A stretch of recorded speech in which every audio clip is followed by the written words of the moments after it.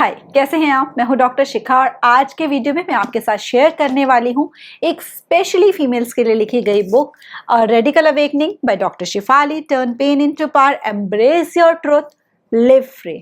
तो ये book radical awakening जिसे कहा गया है, तो मतलब ये है कि एक तरीके से जो फीमेल्स हैं, विमेन, इनकी आंखों को खोलने वाली बुक है, आई ओपनिंग बुक है, जिसमें कि बहुत सारी बातें जो हमारी सोशल कंडीशनिंग हुई है उसको हम ब्रेक कर पाते हैं। जो हमारे पैटर्न्स हैं जिसमें कि हम पीपल प्लीजर बने रहते हैं, उसको हम ब्रेक कर पाते हैं, अपने जो ऑथेंटिक सेल्फ है उससे खुद को कनेक्ट कर पाते हैं। वैसे ये बुक 5 सेक्शंस में डिवाइडेड है, जिसमें कि पूरा स्टेप बाय स्टेप गाइड दी गई है कि किस तरीके से पहले हम एक तरीके से सोए हुए हैं, हमको कुछ नॉलेज नहीं है कि क्या सही है क्या गलत है, कैसे step by step breakthrough moment आता है, कब हम रियलाइज करते हैं, कब हम सोसाइटी के लाइज को आइडेंटिफाई करते हैं और कब हम एक फुली अवेकेंड वुमेन बनते हैं। तो इस बुक से जो फेवरेट मैंने लेसन सीखे हैं वो मैं आपके साथ शेयर करने वाली हूँ। So without any further delay let's begin.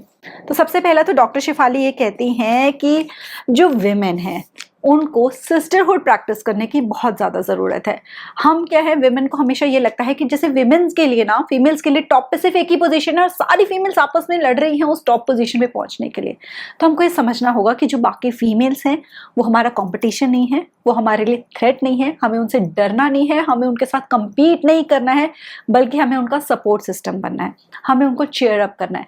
दूसरी फीमेल्स की ग्रोथ को देखकर हमें खुश होना है, अप्रिशिएट करना है, क्योंकि जब तक हमारा ये सिस्टरहुड स्ट्रांग नहीं होगा तब तक जो ओवरऑल फीमेल्स हैं वो एम्पावर नहीं हो पाएंगी और वो हमेशा स्ट्रगल करती रहेंगी। इसमें डॉक्टर शिफाली ने यही बताया है, जो अवेकेंड विमेन है वो ये बात समझ जाती है कि उसको अगर अपनी लाइफ में ग्रोथ चाहिए है तो उसको बहुत ज्यादा जरूरत होती है फीमेल सपोर्ट सिस्टम की। दूसरा डॉक्टर शिफाली ये कहती है कि जो एक अवेकेंड विमेन होती है ना, वो ये जान जाती है कि उसकी लाइफ का जो कंट्रोल है, जो पावर है, वो उसके पास होनी चाहिए। जब तक हम ये कहते रहेंगे ना कि मेरी लाइफ में जो भी प्रॉब्लम्स चल रही हैं, या अगर मैं अपनी लाइफ में उदास हूँ, मैं ग्रोथ नहीं कर पा रही हूँ और उसका रीजन कोई और है, तो इसका मतलब यह है कि वो जो कोई और है वो हमसे ज्यादा पावरफुल है। हमारी इनर पावर जो है ऐसे में वीक रहती है, हम और वीक होते चले जाते हैं। तो अगर हमें स्ट्रॉन्ग विमेन बनना है तो उसके लिए जरूरी है कि हम अपनी पावर जो है उसको आइडेंटिफाई करें, अपनी इनर पावर को, और किसी और को ब्लेम करने की जगह खुद रिस्पॉन्सिबिलिटी लें अपनी लाइफ की। हमारी लाइफ में जो भी चल रहा है, हम खुश हैं,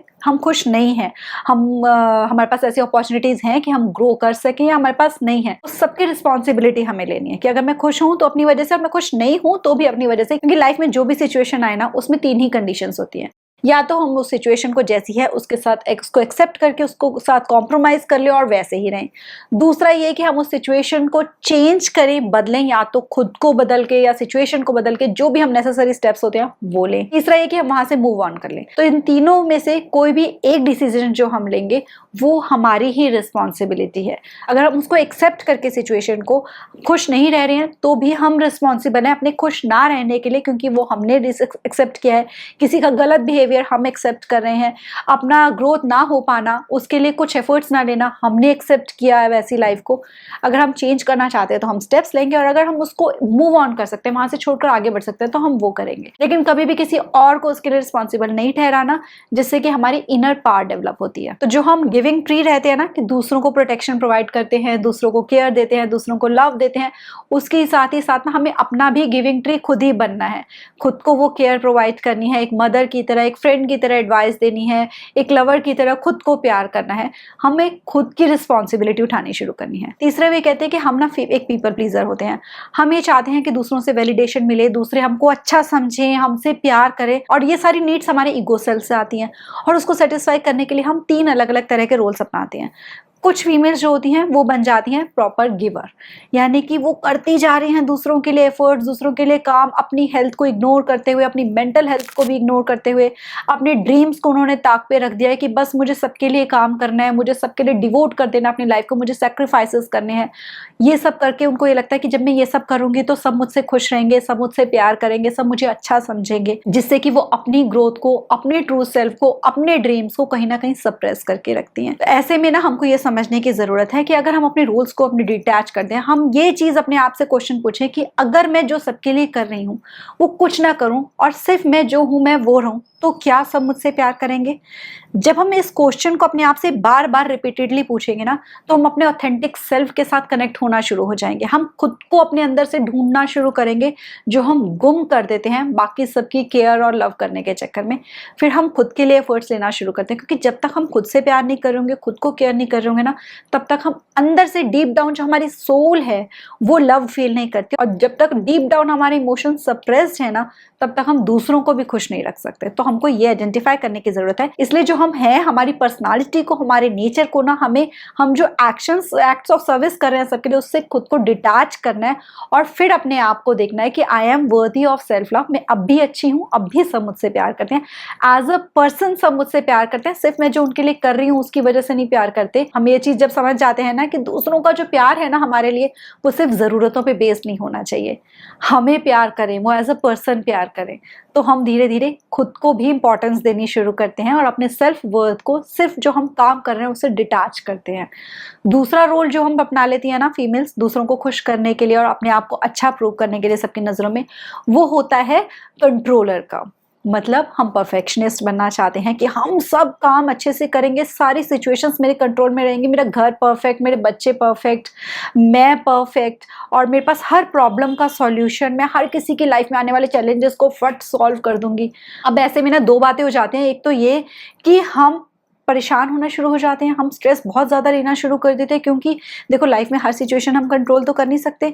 बहुत बार ऐसी सिचुएशंस होती हैं जो हमारे कंट्रोल में नहीं होती, और जब हम उनको कंट्रोल नहीं कर पा रहे होते, हम कुछ प्रॉब्लम्स को सॉल्व नहीं कर पा रहे होते, तो हम नेगेटिव सेल्फ टॉक में जाते हैं। हम खुद को लेकिन नेगेटिव फील करना शुरू कर देते हैं और फिर हम खुद को नेगेटिवली जज करना शुरू करते हैं, क्योंकि हमें लगा कि अब मुझसे प्रॉब्लम सॉल्व नहीं हो रही, अब तो मुझसे कोई प्यार नहीं करेगा, अब मैं कैसे किसी को प्रूव करूँ कि मेरा वर्थ क्या है। और दूसरा क्या होता है कि हम दूसरों की लाइफ को इतना कंट्रोल कर लेते हैं उनकी प्रॉब्लम्स को सॉल्व करने के लिए, उनकी लाइफ को इजी बनाने के लिए, कि जो उनकी ग्रोथ है वो हैम्पर होना शुरू हो जाती है। क्योंकि अगर कोई अपनी लाइफ में किसी की ग्रोथ होनी हो ना, किसी को अपना बेटर वर्जन बनना हो, तो उसके लिए जरूरी होता है कि वो अपनी स्ट्रेंथ को डेवलप करे चैलेंजेस को फेस करने की। अगर हम सबकी लाइफ को ईजी बनाते रहेंगे, उनके चैलेंजेस को हम ही हैंडल करते रहेंगे, तो उनकी वो जो स्ट्रेंथ, वो पावर होती है, वो डेवलप ही नहीं हो पाती है। तो यानी ये भी नेगेटिव हो जाता है दूसरों के लिए। तो इसलिए हमको ये समझना है कि हम हर सिचुएशन को कंट्रोल नहीं कर सकते। कुछ ऐसी चीजें होंगी जो हमारे कंट्रोल में होंगी, कुछ ऐसी होंगी जो कंट्रोल में नहीं होंगी। हम हर किसी की लाइफ को इजी नहीं बना सकते। हर किसी को अपने बैटल्स को खुद फाइट करना होता है अपनी स्ट्रेंथ के लिए। इसलिए हमको सरेंडर करना सीखना चाहिए यूनिवर्स के आगे कि जो मैं बेस्ट कर सकती हूँ अपनी तरफ से सबको सपोर्ट करने के लिए, वो मैं करती हूँ। बट मैं परफेक्ट नहीं हूँ, कोई परफेक्ट नहीं है, और मेरे पास लाइफ में हर चीज़ का सॉल्यूशन नहीं है। जब हम इस चीज़ को एक्सेप्ट कर लेंगे कि मैं परफेक्ट नहीं हूँ, मैं हर चीज़ सॉल्व नहीं कर सकती हूँ, तो एक तरह से एक मेंटल बर्डन हमारे दिमाग से हटता है। थर्ड एक रोल जो कई फीमेल्स अपना लेती हैं, वो होती हैं टेकर का, रिसीवर का। और वो मोस्टली उनके इसमें होता है कि जैसे जो मोस्टली मेल्स होते हैं ना, उनको बचपन में मिल जाती है राजा बेटा वाली पूरी पैम्परिंग और वो वाला प्यार। फीमेल्स जो होती हैं वो मोस्टली उनको ये वाला प्रिंसेस वाला जो प्यार होता है वो इतना ज़्यादा नहीं मिलता है। तो ऐसे में क्या होती है कि उनके अंदर सेंस ऑफ एंटाइटलमेंट आ जाता है। जब वो बड़े होते हैं तो उनको रहता है, अपने पार्टनर से एक्सपेक्टेशन रहती है कि वो मुझे पैम्पर करे प्रिंसेस की तरह। अपने बच्चों से रहती है कई बार मदर्स को कि वो मुझे ऐसे ट्रीट करेंगे जैसे मैं क्वीन हूँ इस घर की। मदर इन लॉ को डॉटर इन लॉ से एक्सपेक्टेशन हो जाती है कि मैं एक क्वीन की तरह मुझे ट्रीट किया जाए। मतलब क्वीन एंड प्रिंसेस ट्रीट करने का मतलब ये है कि वो डिपेंडेंट हो जाती हैं औरों के ऊपर। वो अपने काम खुद से कहीं कर भी सकते हैं, लेकिन बिना हेल्प और सपोर्ट के वो किसी के कुछ काम नहीं कर पाते। उनको बस ये लगता है कि कोई ना कोई उनके लिए काम करके दे दे, कोई ना कोई उनको अच्छा फील कराए, कोई उनकी आकर केयर करे। वो बहुत ज़्यादा डिपेंडेंट हो जाते हैं दूसरे के ऊपर अपनी लाइफ की नीड्स एंड नेसेसिटीज़ के लिए, क्योंकि उनको ये लगता है कि अगर कोई मेरी सपोर्ट कर रहा है, मेरी केयर कर रहा है, मेरे बारे में मेरी तरफ देख रहा है, मेरे को अटेंशन पे कर रहा है, तो इसका मतलब ये है कि वो मुझसे प्यार करता है, वो मुझे अच्छा समझता है, और वो इसी के साथ अपने वर्थ को अटैच करके रखते हैं। इसीलिए वो कभी अपनी ग्रोथ के ऊपर फोकस नहीं कर पाते हैं, सेल्फ डिपेंडेंट नहीं हो पाते। लेकिन जब हमारी अवेकनिंग होती है तो हम ये आइडेंटिफाई करते हैं कि हमारी ग्रोथ के लिए हमारा सेल्फ डिपेंडेंट होना बहुत ज़रूरी है। दूसरों के ऊपर डिपेंडेंट रहने से हमारी ग्रोथ जो होती है वो भी हैम्पर्ड रहती है। हम अपना बेटर वर्जन नहीं बन पाते कभी भी। और अपना प्यार किसी और को प्रूव कराने के लिए जरूरी नहीं होता कि हम उसके ऊपर डिपेंडेंट रहे, क्योंकि डिपेंडेंट रहने का मतलब यही है कि हमारा जो प्यार है उनके लिए वो नीड बेस्ड है। और जब हम डिपेंडेंट नहीं रहेंगे, सेल्फ डिपेंडेंट होंगे, तो हमारे इमोशंस जो होंगे वो सिर्फ प्यार के होंगे, और हमारी भी ग्रोथ होगी, उनके ऊपर से भी एक्सपेक्टेशंस का जो लोड होता है वो हट जाता है। ऑल इन ऑल ये जो पूरी बुक है इसमें बहुत सारे ऐसे ट्रुथ भी हैं सोसाइटी से रिलेटेड, मैरिज से रिलेटेड जो लाइज हमें बताए जाते हैं, हमारी फिजिकल बॉडी से रिलेटेड जो लाइज हमें बताए जाते हैं सोसाइटी में, बहुत सारी ज़्यादा पर्सनल स्टोरीज के साथ, एक्सपीरियंसेस के साथ कंबाइन करके उन्होंने शेयर की हुई हैं। तो एक चीज़ तो इस बुक को पढ़ने के बाद ना ये पता चलता है कि जो प्रॉब्लम्स हम फेस करती हैं, जो स्ट्रगल्स हम फेस कर रहे हैं ना, वो ग्लोबली हर फीमेल फेस कर रही है।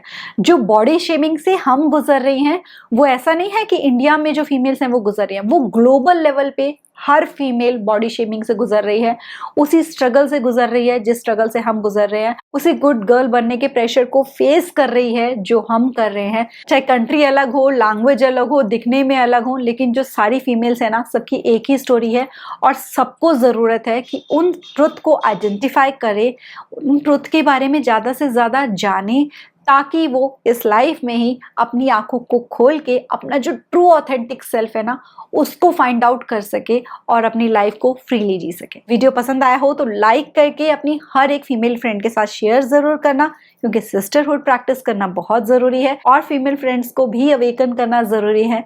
मिलते हैं नेक्स्ट वीडियो में। Till then stay blessed, stay smiling. नमस्ते।